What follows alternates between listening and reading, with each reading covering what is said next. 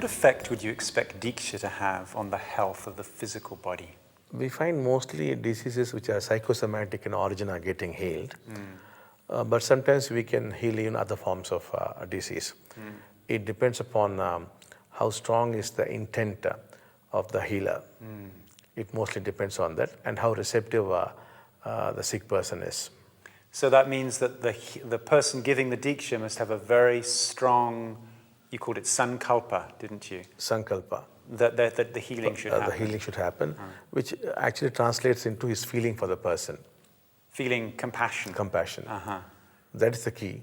So the more compassionate, the more the healing. The more the healing. I see. How can we develop compassion? There are Deeksha givers now all over the world. If they want to be good healers, how can they cultivate greater compassion? Basically, the Deeksha givers, as they keep giving Deeksha, the compassion in them grows.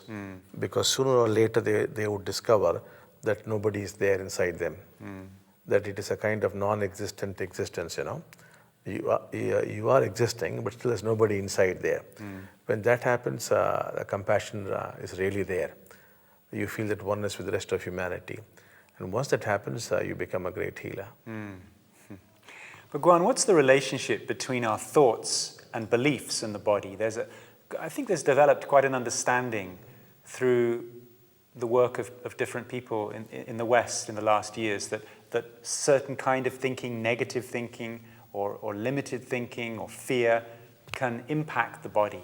What is the relationship between thought and health?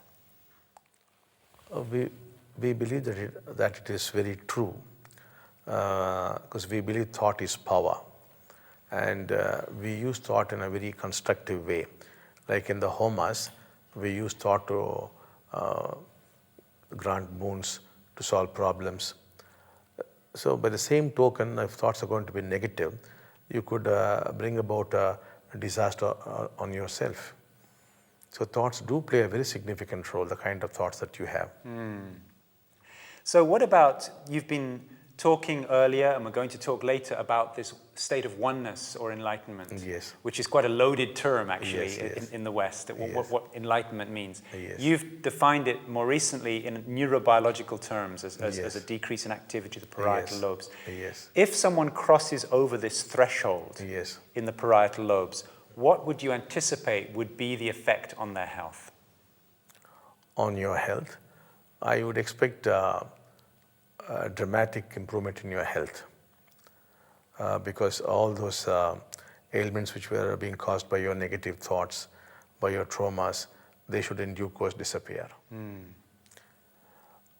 But let us say you have crossed the threshold, but there are cases where in spite of crossing the threshold, there's not much change in the mind, in which case the disease might not get healed.